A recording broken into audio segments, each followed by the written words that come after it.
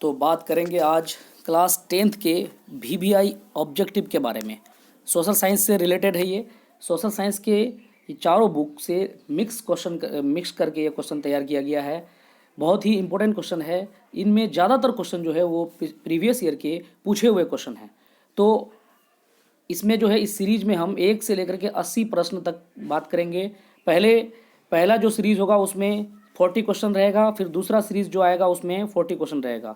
इस तरह से जो है हम आपको 10 सेट कराने वाले हैं, यानी कि लगभग 80 करके जो है आपको 5 सेट कराएंगे तो आपका हो जाएगा 400 क्वेश्चन। और इन 400 क्वेश्चन में जो है आपको 10th का जो एग्ज़ाम होगा बोर्ड का, उनमें से 50 क्वेश्चन जो है इजीली आप इसकी सहायता से सॉल्व कर सकते हैं। तो आज का जो पहला प्रश्न है वह है कि यंग इटली का संस्थापक कौन था। ऑप्शन है काबूर, गैरिबाल्डी, मैजनी और मुसोलिनी। तो इसका जो आंसर होगा वो होगा मैजनी, क्योंकि मैजनी जो है इटली का संस्थापक था, यंग इटली का। चलते हैं अगले प्रश्न पर। अगला प्रश्न है जाल्बेराइन की स्थापना किस राज्य ने की। ऑप्शन फर्स्ट है पर्सा ने, सर्डिनिया ने, ऑस्ट्रिया ने, नेपल्स ने। तो इसका जो आंसर होगा वो होगा पर्सा, यानी कि ऑप्शन पहला यहाँ पे बिल्कुल सही होगा। चलते हैं अगले प्रश्न। अगला प्रश्न है कि किस युद्ध के बाद जर्मनी का एकीकरण हुआ।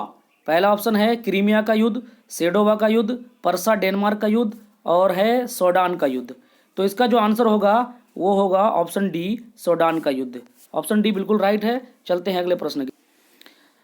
अगला प्रश्न है कि यूनान के स्वतंत्रता संग्राम में किसकी पराजय हुई थी। ऑप्शन फर्स्ट है यूनान, तुर्की, रूस और फ्रांस। तो इसका जो आंसर होगा वो होगा तुर्की। ऑप्शन बी बिल्कुल राइट है। चलते हैं अगले प्रश्न।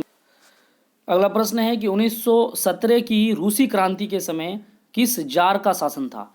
ऑप्शन फर्स्ट है पीटर अलेक्जेंडर प्रथम, जार निकोलस द्वितीय, जार निकोलस प्रथम। तो इसका जो आंसर होगा ये ऑप्शन डी होगा। ऑप्शन यहाँ आगे पीछे है लेकिन जार निकोलस द्वितीय इसका जो है राइट आंसर है। चलते हैं अगले प्रश्न की तरफ। अगला प्रश्न है लेनिन ने ब्रेस्ट लिटोवस्क की संधि 1918 किस राष्ट्र के साथ की थी। पहला ऑप्शन है इंग्लैंड, दूसरा है फ्रांस, तीसरा है जर्मनी, चौथा है इटली। तो इसका जो आंसर होगा वो जर्मनी, यानी कि ऑप्शन थर्ड बिल्कुल यहाँ पे राइट है। चलते हैं अगले प्रश्न की तरफ। अगला प्रश्न है कम्युनिस्ट मैनिफेस्टो के लेखक थे Maxim Gorky, Karl Marx, Leo Tolstoy, Karl Marx और फ्रेडरिक एंगल्स। तो इसका जो आंसर होगा ऑप्शन बी बिल्कुल राइट होगा। कार्ल मार्क्स और फ्रेडरिक ये दोनों जो है कम्युनिस्ट मैनिफेस्टो के लेखक थे। ऑप्शन बी बिल्कुल राइट है। चलते हैं अगले प्रश्न। अगला प्रश्न है सामाजिक विभाजन को संभालने में इनमें से कौन सा कथन लोकतांत्रिक व्यवस्था पर लागू नहीं होता। ऑप्शन फर्स्ट है लोकतंत्र में राजनीतिक प्रतिद्वंदिता के कारण सामाजिक विभाजन की छाया राजनीति पर भी पड़ती है। ऑप्शन सेकंड है लोकतंत्र में समुदायों के लिए शांतिपूर्ण ढंग से अपनी शिकायतें प्रकट करना असंभव है। लोकतंत्र सामाजिक विभेद में सामंजस्य स्थापित करने का सबसे अच्छा साधन है। ऑप्शन डी है लोकतंत्र सामाजिक विभाजन के आधार पर समाज को विखंडन की ओर ले आता है। ये बात बिल्कुल जो है सही नहीं है, लागू नहीं होता है कि विखंडन की ओर ले आता है, इसलिए ऑप्शन डी यहाँ पे बिल्कुल सही है। चलते हैं अगले प्रश्न की। अगला प्रश्न है निम्नलिखित में से कौन सा देश धर्मनिरपेक्ष नहीं है। नहीं पूछा है, आप नहीं पे ध्यान दीजिएगा। पहला ऑप्शन है पाकिस्तान, दूसरा है भारत, तीसरा है अमेरिका, चौथा है नेपाल। तो इसका जो आंसर होगा वो पाकिस्तान होगा। पाकिस्तान धर्मनिरपेक्ष देश नहीं है। ऑप्शन ए जो है बिल्कुल राइट है। इससे पहले कि आप चैनल में नए हैं तो चैनल को सब्सक्राइब, लाइक और शेयर जरूर कीजिएगा और लाइक का बटन कमेंट जरूर कीजिएगा, अपना स्कोर जरूर बताइएगा लास्ट में।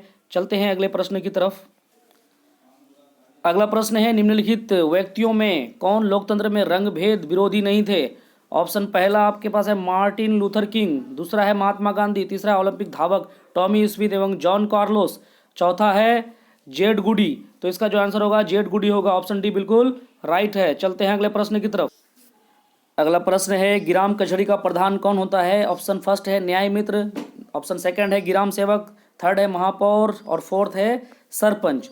इसका जो आंसर होगा ये ऑप्शन डी बिल्कुल सही होगा। सरपंच जो है ग्राम कचहरी का प्रधान होता है। चलते हैं अगले प्रश्न की तरफ।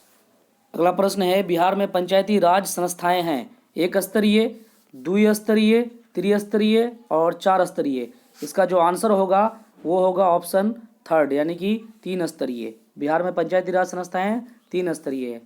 चलते हैं अगले प्रश्न। अगला प्रश्न है 2011 के जनगणना के अनुसार बिहार में कुल कितने प्रतिशत लोग साक्षर हैं? ऑप्शन पहला है 60.96 यानी 96, दूसरा है 63.50 और तीसरा वाला यहाँ आ गया है 63.82, चौथा है 60.81। इसका जो आंसर होगा ऑप्शन सी होगा, यानी कि 63.82 2011 के अनुसार, यानी साक्षर लोग कितने हैं बिहार में? 63.82। ऑप्शन थर्ड बिल्कुल राइट है। चलते हैं अगले प्रश्न की तरफ। अगला प्रश्न है आर्थिक विकास। आर्थिक विकास की माप करने के लिए एक उचित सूचकांक है राष्ट्रीय आय, उपभोक्ता आय, प्रति व्यक्ति आय, जीवन प्रत्याशा। इसका जो आंसर होगा ऑप्शन फर्स्ट होगा, राष्ट्रीय आय। आर्थिक विकास के लिए क्या चाहिए? राष्ट्रीय आय चाहिए। इसका ऑप्शन ए जो है राइट है। चलते हैं अगले प्रश्न की तरफ।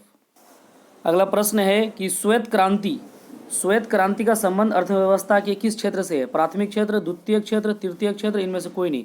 इसका जो आंसर होगा वो पहला होगा, प्राथमिक क्षेत्र से है। श्वेत क्रांति का संबंध किससे है? प्राथमिक क्षेत्र से है। पहला ऑप्शन सही है। चलते हैं अगले प्रश्न की तरफ। अगला प्रश्न है नीति योजना आयोग का अध्यक्ष कौन होता है? पहला ऑप्शन है राष्ट्रपति, उपराष्ट्रपति, प्रधानमंत्री और राज्यपाल। तो इसका जो आंसर होगा ऑप्शन सी होगा, प्रधानमंत्री। चलते हैं अगले प्रश्न की तरफ। अगला प्रश्न है भारत में राष्ट्रीय आय की गणना कब प्रारंभ की गई? 1950 से 51, 1951 से 52, 1953 से 54, 1955 से 56। तो इसका ऑप्शन बी बिल्कुल सही है, 1951 से 52। चलते हैं अगले प्रश्न की तरफ। अगला प्रश्न है कि भारत में सबसे लंबा बांध है रिहंद बांध, ऑप्शन बी में है हीराकुंड बांध, थोड़ा सा टाइपिंग मिस्टेक है यहाँ पे। ऑप्शन थर्ड है भाखड़ा नंगल बांध और चौथा है नरोड़ा बांध। तो इसका जो आंसर होगा वो होगा हीराकुंड बांध। ऑप्शन बी बिल्कुल राइट है यहाँ पे। चलते हैं अगले प्रश्न की तरफ। अगला प्रश्न है कि वन संरक्षण एवं प्रबंधन की दृष्टि से वनों को वर्गीकृत किया गया 4 वर्गों में, 3 वर्गों में, 5 वर्गों में, इनमें से कोई नहीं। तो इसका जो आंसर होगा वो होगा 3 वर्गों में। ऑप्शन बी बिल्कुल राइट है। चलते हैं अगले प्रश्न की तरफ। अगला प्रश्न है बिहार देश में सर्वोच्च स्थान रखता है, यानी कि बिहार में कौन चीज़ का उत्पादन ऐसा है कि वो एक स्थान रख रहा है, अच्छा स्थान, बेहतर, सबसे ऊपर वाला स्थान। पहला ऑप्शन है अमरूद उत्पादन में, लीची उत्पादन में, दोनों में, इनमें से कोई नहीं। तो इसका जो आंसर होगा वो दोनों होगा, क्योंकि अमरूद उत्पादन भी बहुत ज़्यादा हो रहा है बिहार में और लीची के लिए तो बहुत फेमस है। इसलिए ऑप्शन थर्ड जो है यहाँ पे सही होता है, ऑप्शन सी। चलते हैं अगले प्रश्न की तरफ। अगला प्रश्न है डाकुओं की अर्थव्यवस्था का संबंध है संसाधन संग्रह से, संसाधन के अनियोजित विदोहन से, संसाधन के नियोजित दोहन से, इनमें से कोई नहीं। तो इसका जो आंसर होगा ऑप्शन बी बिल्कुल राइट होगा, संसाधन के अनियोजित विदोहन से। चलते हैं अगले प्रश्न की तरफ। अगला प्रश्न है मरुस्थलीय मृदा का विस्तार निम्न में से कहाँ पर है? उत्तर प्रदेश में है, राजस्थान में है, कर्नाटक में है, महाराष्ट्र में है। तो इसका मरुस्थल राजस्थान से रिलेटेड है, इसलिए ऑप्शन बी बिल्कुल राइट है। चलते हैं अगले प्रश्न की तरफ। अगला प्रश्न है यूरेनियम का प्रमुख उत्पादक केंद्रक है, कहाँ पे है? डिगबोई है, झड़िया है, घाटशिला है, जादूगोड़ा है। तो इसका आंसर ऑप्शन डी बिल्कुल सही होगा, जादूगोड़ा में जो है यूरेनियम का उत्पादक बहुत ज़्यादा हो रहा है, इसलिए ऑप्शन डी बिल्कुल राइट है। चलते हैं अगले प्रश्न की तरफ। अगला प्रश्न है प्राणियों के शरीर में कितना प्रतिशत जल की मात्रा निहित होती है, यानी कि उसमें मौजूद होती है? ऑप्शन ए है 55%, बी है 60%, सी है 65% और डी है 70%। तो इसका जो आंसर होगा ऑप्शन बी होगा, 60%। प्राणियों के शरीर में कितना प्रतिशत जल रहता है? तो 60%। ऑप्शन बी बिल्कुल सही है। चलते हैं अगले प्रश्न की तरफ। अगला प्रश्न है सर्वाधिक भूस्खलन प्रवण राज्य है उत्तराखंड, उड़ीसा, झारखंड, मध्य प्रदेश। तो भूस्खलन राज्य जो है उत्तराखंड है, क्योंकि यह पहाड़ी वाला राज्य है, इसलिए ऑप्शन ए जो है बिल्कुल राइट है। चलते हैं अगले प्रश्न की तरफ। अगला प्रश्न है आकस्मिक प्रबंधन के प्रमुख घटक इनमें से कौन है? स्थानीय प्रशासन, स्वयंसेवी संगठन, गांव अथवा मोहल्ले के लोग, इनमें से सभी। तो इसका जो आंसर होगा ऑप्शन डी बिल्कुल सही होगा, ये सारे चीज़ जो है आकस्मिक प्रबंधन के घटक हैं। ऑप्शन डी बिल्कुल राइट है। चलते हैं अगले प्रश्न की तरफ। अगला प्रश्न है हिंद चीन क्षेत्र में कौन से देश आते हैं?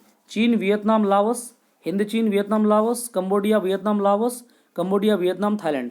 इसका जो ऑप्शन सी जो है बिल्कुल राइट होगा, कंबोडिया, वियतनाम और लाओस। चलते हैं अगले प्रश्न की तरफ।